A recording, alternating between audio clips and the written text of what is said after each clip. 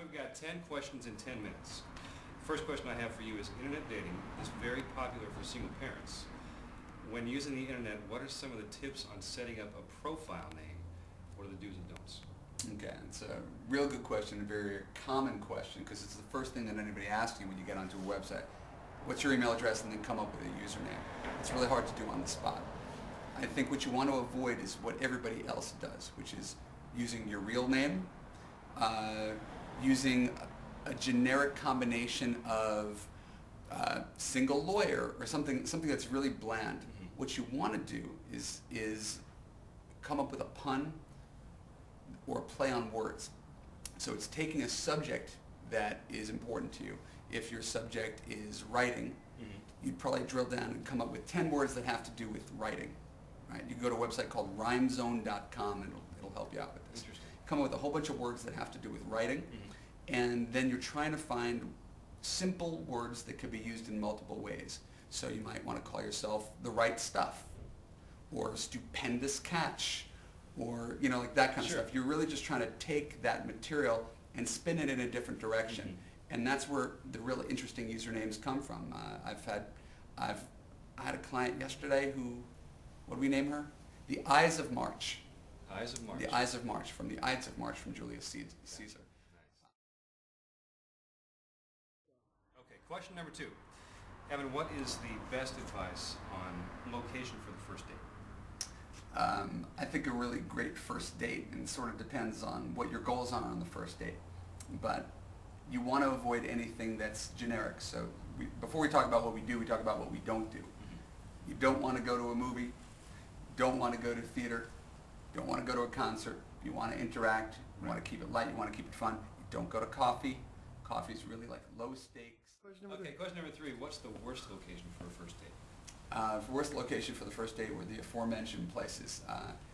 I think people tend to go on dates where they have some form of entertainment, mm-hmm. to take the pressure off of them from having to talk, mm-hmm. yet that defeats the purpose of the entire date, which is to get to know each other. Absolutely. And in my experience, the worst times that I had were when I didn't get a chance to get to know her, learn more about her, or get a chance to show my sense of humor. Because how could you show a sense of humor when you're sitting there staring at the screen? I mean, you might be able to talk for a little bit after on the way to the car, mm-hmm. but that's not a real chance to bond. So anything that provides a level of distraction, right? You could walk through a park, you could go bowling, anything that where you're doing an activity and it's fun, mm-hmm. could be a great first date. It's just not something that fully occupies you to the point where you can't talk. Right. Absolutely.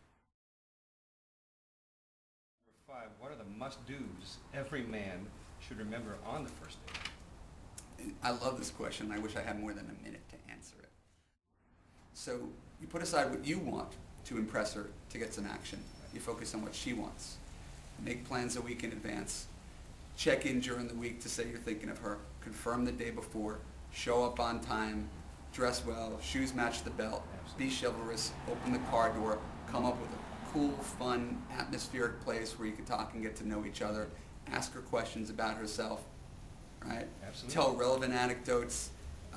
Pick up the check, no questions asked. Sure. Know of a good backup bar next door where you could take her afterwards. Pick up the check.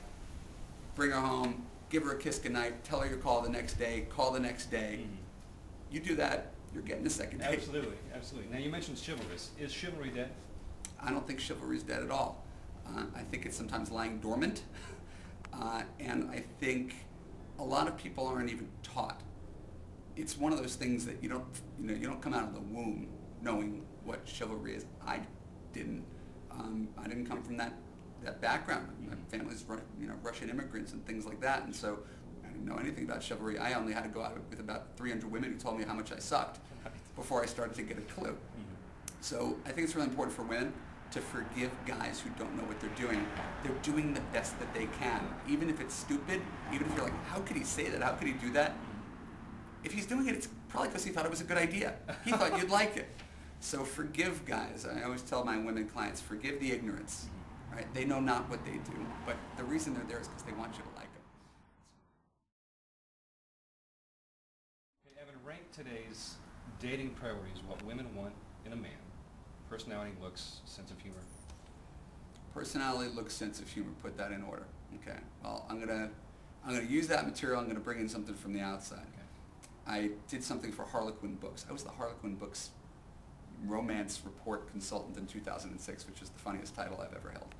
And they made me memorize a whole bunch of facts. And one of the things that I learned that was really, really interesting was that women and men are looking for the exact same thing when they listed their characteristics were the most ideal. Mm-hmm. And what tied for the top two were confidence and humor.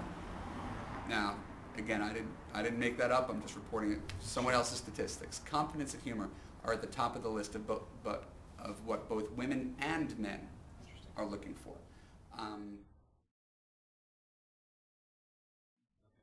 Evan, what's your favorite book recommendation for dating? And then after that, what's your favorite movie? Well, besides my first book, I Can't Believe I'm Buying This Book, A Common Sense Guide to Successful Internet Dating. And my second book, Why You're Still Single, Things Your Friends Would Tell You If You Promise Not to Get Mad. Did you get that, everyone? Got it. I think there are a lot of really amazing resources out there. A favorite is Pat Allen, Getting to I Do, where she really talks about masculine and feminine energy and the dating life cycle and when things are supposed to happen and somehow how some of the behaviors that we have that are programmed, why they don't work for us.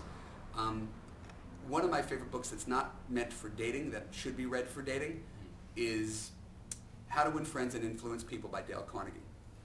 It's just a great book for understanding how to get along with people, how to be good in business, how to be good in sales. If you look at it through the prism of dating, it's a genius dating book. How do you answer the question, why are you still single? As a guy who was a dating coach long before he put a ring on his finger, as a guy who wrote a book called Why You're Still Single, I got asked that question a lot. And I'm going to answer the question with sort of a non-answer. The answer that you're probably going to want to give is, I just haven't met the right person. And it's half true. You probably haven't met the right person, but it's only half the answer. The other half is asking yourself, truly, why haven't I met the right person? Has that person passed me by? Am I not attracting that person? Am I not proactively going out to find that person? And taking a measure of responsibility. So I know you're looking for sort of a glib answer to how you answered that stupid cocktail party question, but I would think if you internalize that question and ask yourself, why am I still single? Is that what I want? Is that the life that I want? And if it is, that's cool. But if it's not, retracing your steps, and that's what I do as a dating coach, is help people figure out what their blind spot is. Why are they still single? Because it's not simply, I haven't met the right person. Sure. It's just a piece of the answer. Right. But when you go to a party, I just haven't met the right person.